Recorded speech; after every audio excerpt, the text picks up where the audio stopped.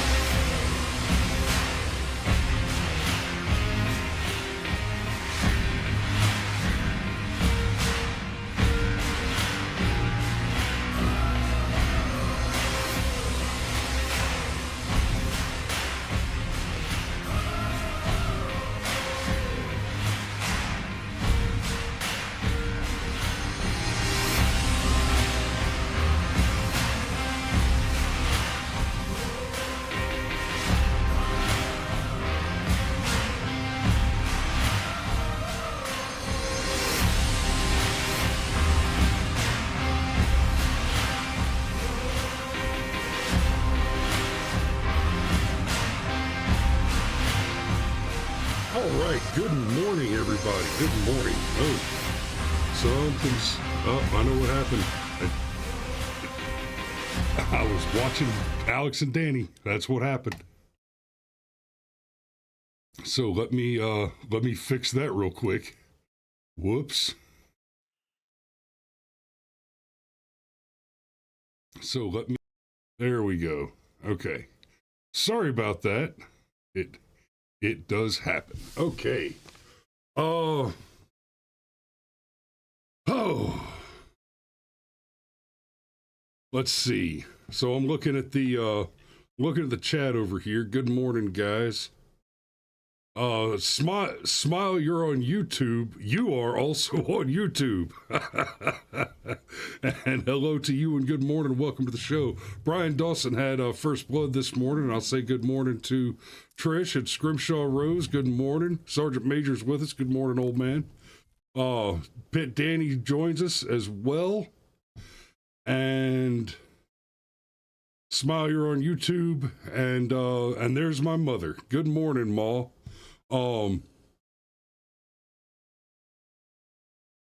So I'm looking at what you guys are suggesting this morning, and guys, it's like this.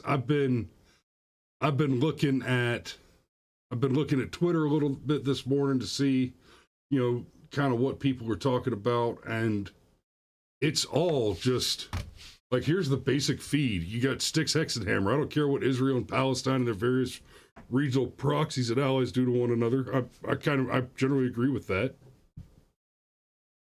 You've got the inquisitive goose asking, where'd Hamas get all those M4s? And chasing the CIA, where'd they get the M4s? This is all anybody wants to talk about. Hey, I see Cameron's watching this morning, too. Good morning, sunshine. And,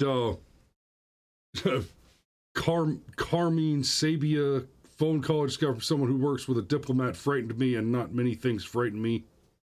I would not be in a big city for the next 12 months. There's something we can talk about. Dad said talk about the Highland Games, and the Highland Games are coming up at the weekend after next. They're coming up quick, so get your tickets if you haven't already. I don't know how much to talk about those, but let me talk about this a little bit. He says, I would not be in a big city for the next 12 months. And you guys that watch the show, you guys that know me, I am not a fan of the big cities at all. I live currently in kind of the edge of what constitutes Metro Atlanta. And I hate it. I really do. And we're looking to move out of this area as soon as possible. The cities are getting scary. And it's not just that they're dirty and crime ridden. Back during the pandemic, and honestly, once it was well and truly over, I was frequently assaulted. Just shitheads in masks screaming, "Did you get your vaccine? Did you get your vaccine?" I'm like, I'm not talking about walking around like wearing a T-shirt that says "proudly unvaxxed" or anything like that. Whether or not I got the vaccine, I'm just a white guy walking around with a camera doing my job, and people running up and screaming. Like, what in the hell? Dawson points out, you live beside the largest communications hub in the country. Yes, and that is something that I've discussed on the show before. That and the CDC building is not far enough away, as far as I'm concerned. Both of those are top 10 first strike targets. It's beyond time to get out of this area. And that's just living in basically the suburbs of Metro Atlanta. The reality of the big cities is that they are using tax money to conduct politics. And a lot of that politicking involves buying votes. Now, I know you can easily point at various programs and activities formed by the government, engaged in by the government, any kind of increase in welfare, any kind of service for indigents, and you could point to that and say, oh, well, this is just a Democrat trying to buy votes. And that's fair. That's true.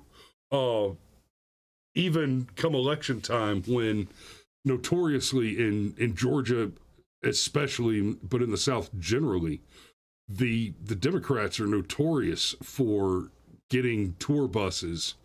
And I, hand to God, this is not just me being a nasty old racist. Democrats will get tour buses and go to black neighborhoods and offer fried chicken right? They offer, we'll buy you lunch, just get on the bus and we'll take you to vote. And lunch is invariably fried chicken. Now, in fairness, that's largely because it's cheap. That's why they go that route. But it does smell a hell of a lot like Hillary pulling a bottle of hot sauce out of her purse. And they do that with your tax money instead of fixing the pothole. Right? They do that instead of working to curtail graft. Pitt Danny points, yeah, I've seen that. Pitt Danny points out Dems giving out iPads. There are, the poorer the neighborhood around Metro Atlanta, and I don't know if this is happening in other large cities, but I suspect it must be. It would surprise the hell out of me to find out it was only Georgia. But if you drive around in the poorer parts of Atlanta, you'll see these pop tents, right? The awning, the pop-up 10x10 awnings that you see for like trade shows and whatever, just a canopy. It'll be a canopy, a folding table and a folding chair and one dude and a sign that says free iPads. And no shit, they're giving out iPads. They will hand you a free iPad with a data plan paid for by the government. And all you have to do is walk up and show them something like an EBT card. You have to show them that you are already receiving some sort of government benefits. In fact, you know what? So I don't have an EBT card or anything like that. I've got what's it called? It's similar. It does kind of the same thing. It pays for food. It's a job. I've got a job. That's what I've got. But in fairness, I'm also a disabled veteran. So I do have a VA card for hospital services and all that stuff with the VA, since Obamacare says if you're a veteran, you can't purchase private health insurance. Maybe I should try one day, throw on a camera and walk up to one of these joints and show them my disabled veterans card from the VA hospital and see if they'll give me a free iPad based on that. I bet they won't. That'll be interesting to learn. I'll have to look for one of those. Brian says, oh no, they did it with the tribal lands in Arizona. The Dems are well funded and organized. When's the last time you went to a Republican block party barbecue? That's a good question. And there is a lot of wisdom in learning from the enemy's tactics. Right up until you start strapping bombs to babies. If the enemy has a tactic that's effective, maybe you should steal it. And so what Brian says there about a Republican block party barbecue, I've been to several Trump rallies, and the enthusiasm, the affection, the camaraderie is awesome. Maybe that is something that we should be talking about doing. Maybe we should be, rent a large outdoor space or use a large private space and host a barbecue, that's explicitly branded. This is a MAGA barbecue. This is a conservative barbecue.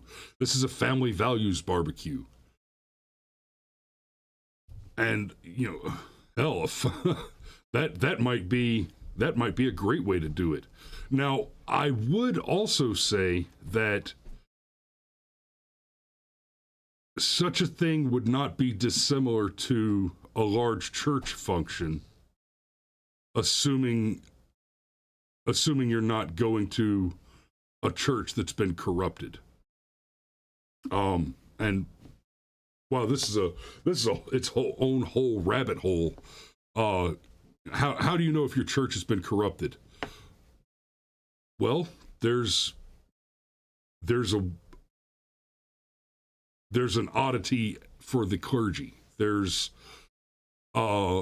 refusing to pray for the president, right? Even the office of the president. They are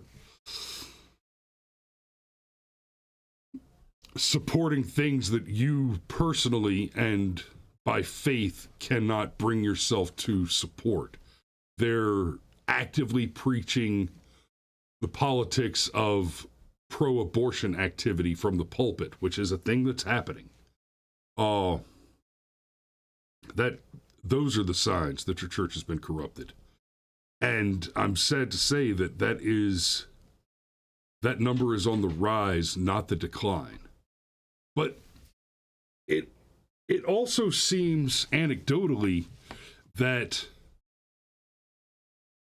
while the corruption of the churches as organizations by the leftists is on the rise, there seems to be a real rise in return to faith and a lot more conversation about faith and Christianity happening among, even just anecdotally among the people I know, among the people that I encounter at things like Republican town hall meetings and GOP party meetings, events, speakership, all of those things that I do so often.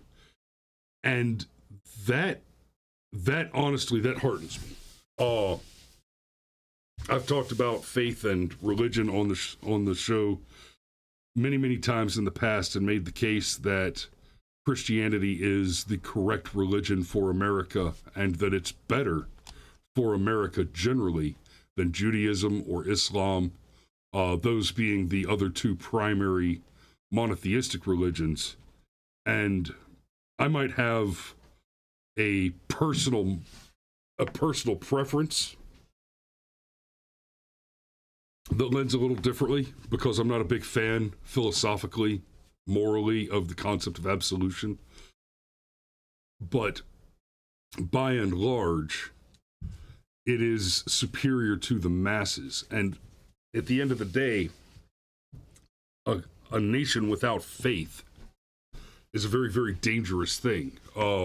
If you've never read Thus Spake Zarathustra, people constantly like to quote Nietzsche and say, Nietzsche said God is dead.